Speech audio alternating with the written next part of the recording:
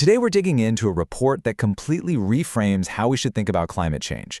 We're going to move it out of the environmental issue bucket and put it right where the data shows it belongs, at the absolute center of global finance. This is all about how a warming planet directly translates into financial risk and how the financial world is scrambling to adapt. Let's jump in. So here's how we're going to break it down. First, we'll establish why climate change is now considered a systemic financial risk. Then, we'll unpack that big idea into three distinct categories, what the report calls the three faces of risk. After that, we'll trace exactly how those risks snake their way through the financial system. And finally, we'll look at a practical three-part strategy for how institutions can actually respond.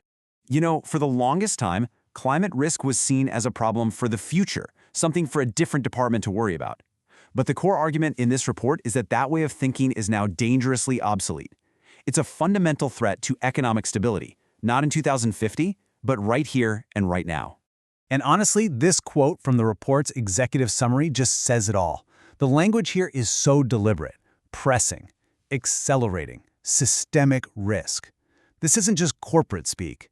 This is the language of core risk management, and it signals a huge shift in perspective. We're talking about safeguarding the entire financial system. Okay, so what does climate risk actually mean when we're talking about money? Well, it's not just one thing. To help us get our heads around this massive topic, the report organizes it into three really clear categories. Let's look at each one.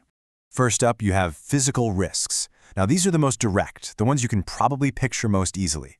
Think of the financial devastation from a sudden, acute event, like a hurricane leveling a coastal city or wildfires tearing through communities.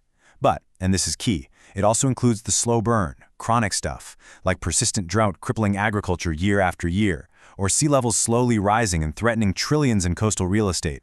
Next up, we have transition risks. And this is where it gets really interesting because these risks don't actually come from climate change itself, but from our reaction to it. As the entire world pivots to a low-carbon economy, there are going to be huge winners and huge losers. A sudden carbon tax, a game-changing breakthrough in battery tech, or just a massive shift in what consumers want. Any of these can make entire industries obsolete overnight.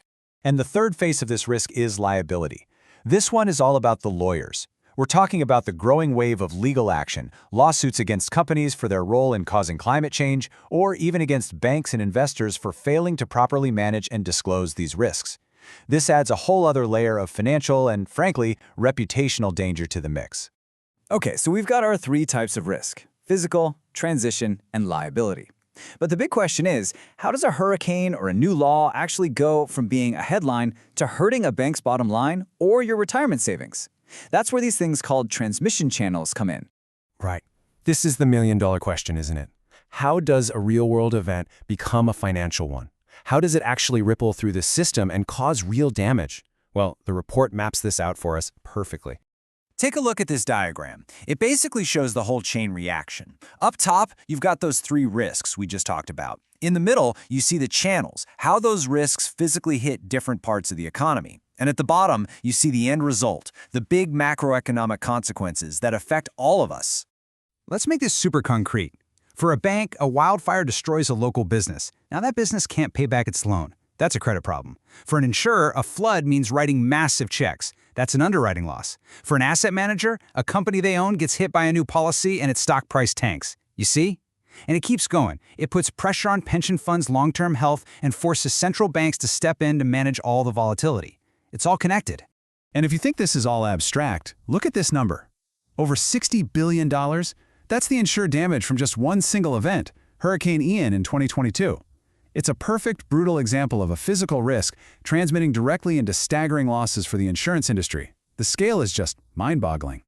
So you might be thinking, this all sounds pretty overwhelming. What can anyone actually do? Well, the report doesn't just diagnose the problem. It also offers a prescription. It's a really clear forward-looking roadmap for how financial institutions can build resilience, and it's called the Three Horizons Strategy. What I love about this is it's not a boil-the-ocean plan. It breaks the response down into three logical timeframes. You start with immediate defensive moves, then you move into a medium-term transformation of your business, and the ultimate goal is long-term market leadership.